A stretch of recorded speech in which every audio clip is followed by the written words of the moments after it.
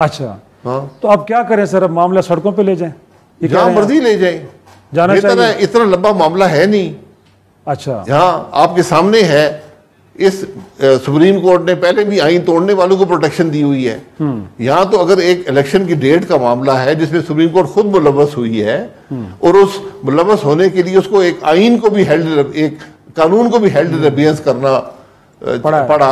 وہ قانون بنا نہیں تھا. یہ پہلی دفعہ دنیا میں ہوا ہے.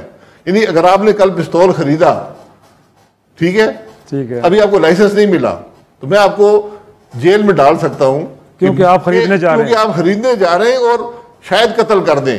تو پھر آپ مسلط پسندی کا شکار ہے نا کہ کھل کے بات نہیں کر رہے واسی صاحب. اب آپ کہتے ہیں کہ مجھے پتہ آپ بتا دیں، میں کھل کے بات کر نہیں. آپ پھر بتا دیں کہ مجھے تو پتہ نہیں کہ کیا ہو رہا ہے. پھر آپ بتائیں نا کہ کیا ہو رہا ہے سر. کہاں پہ ہو رہا ہے؟ خان کو لانے کے لیے کہاں سے سازشیں ہو رہی ہیں سر؟